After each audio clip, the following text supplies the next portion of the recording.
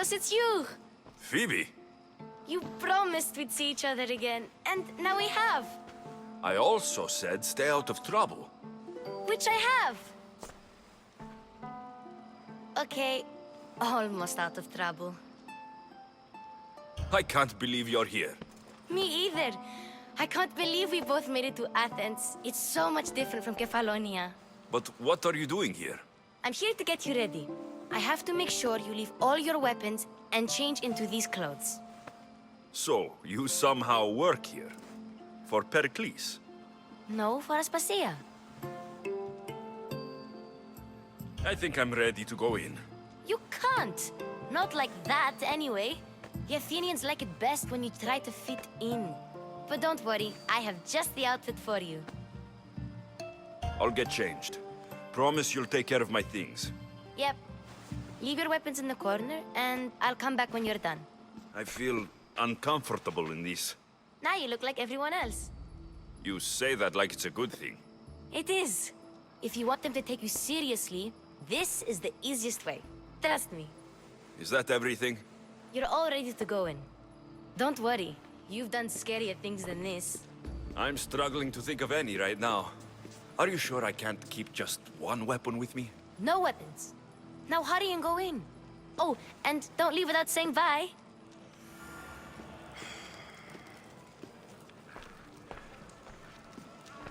Here, Alexios. The mighty mercenary and traveler has finally made his grand entrance. Only slightly late, too. Herodotus. Athenians have no problem letting me know when I'm not welcome.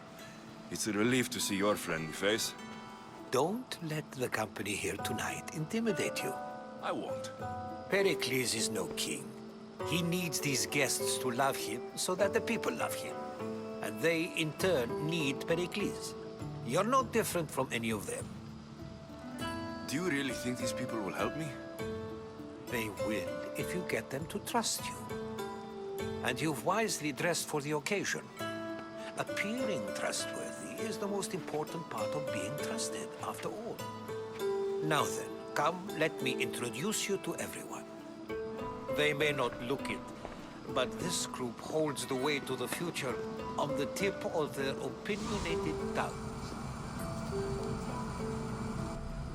Ah, Sophocles and Euripides, for example. Two of the most celebrated playwrights to date. No one can throw stones as far as they can. They appear to be locked in some kind of intellectual struggle, as is their way. He's a writer of comedies, of all things. Comedies, Euripides.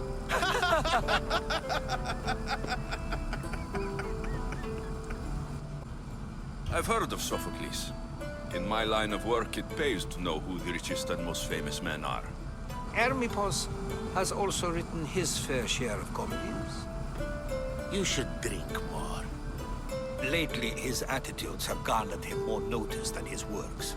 However, the fellow beside him, Protagoras, is a sophist worthy of as much praise as the great Socrates himself.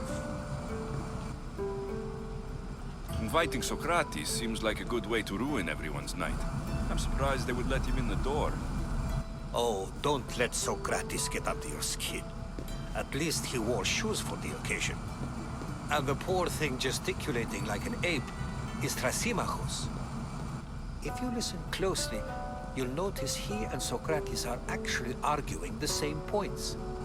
But the wind from his wild gestures deafens him to critique. That isn't at all what I mean. Where is Pericles? Oh, he never attends his own parties.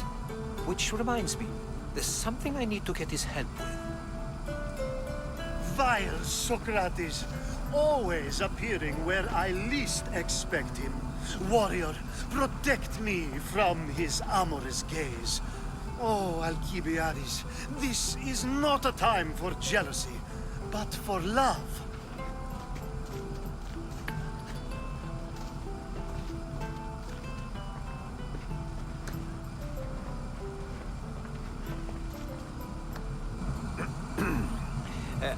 Let's not use Alcibiades as an example. Be good and don't drink too much. So, tell me, what does a Mystios like you think of a party like this? This is going to be a long night. Parties should be about vomiting up blood, not vomiting up poetry. These people are so clean. If these guests aren't to your own unique tastes, then just focus on why you came here in the first place. Thank you, Herodotus. Now, if you'll excuse me, Pericles is here somewhere, and I need to prepare him. If he's alone, I'll tell him what your sister said.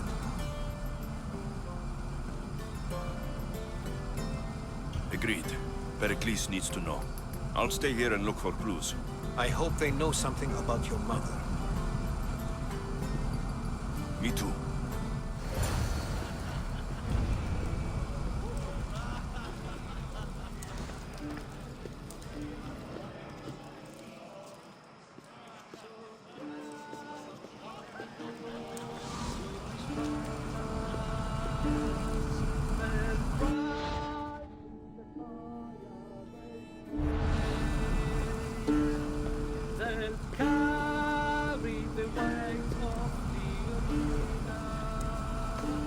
A new face in Pericles' abode!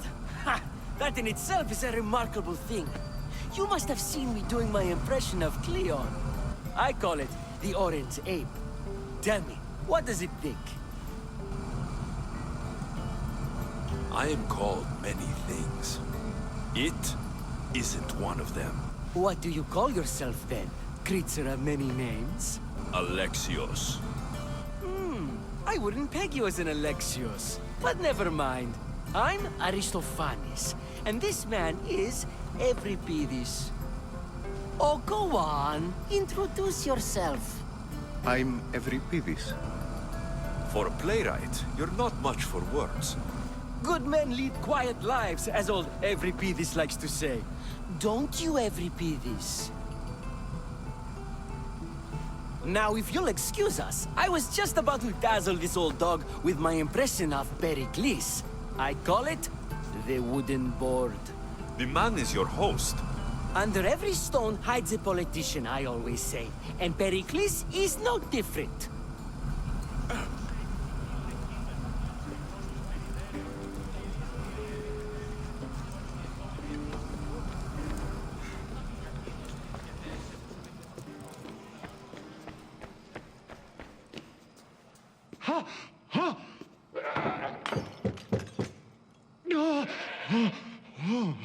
Someone's being hurt. Open this door, or I'll kick it in!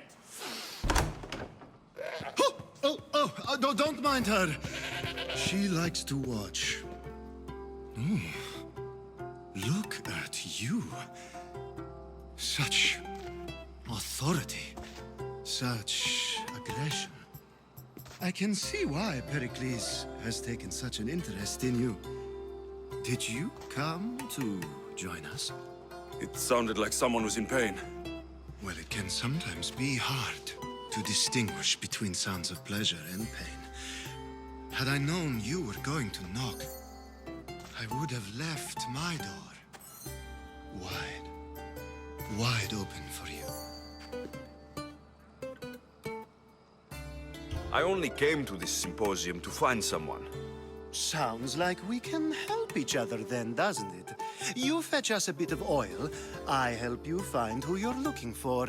Maybe they're in here. She's not in there. I think I'll check all the same. You have enough servants. Get them to do it. Shame. If you change your mind, I promise to pour the oil on you and lick it off.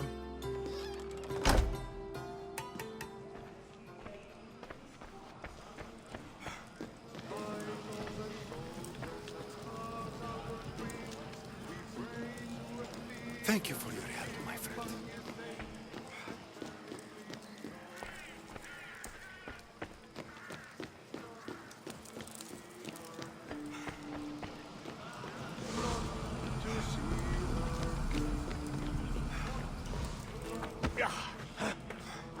I suppose you've come in here to mock me for my fight with Euripides.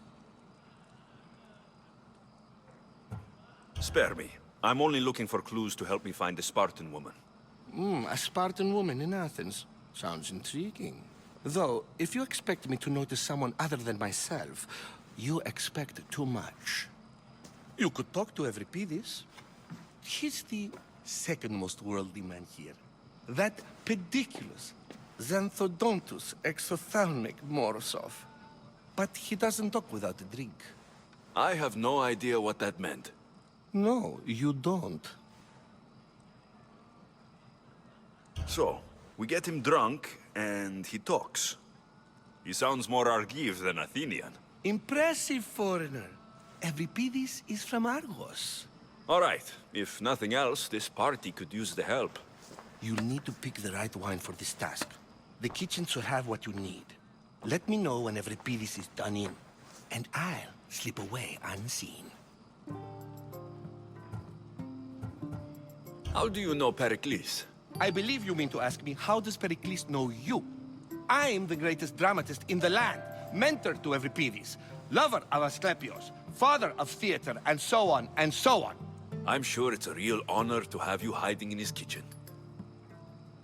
You're awfully worked up over Euripides. You sure you're just friends? I'm never just anything, foreigner. Though I confess, Euripides and I hold a bond deeper than brotherhood.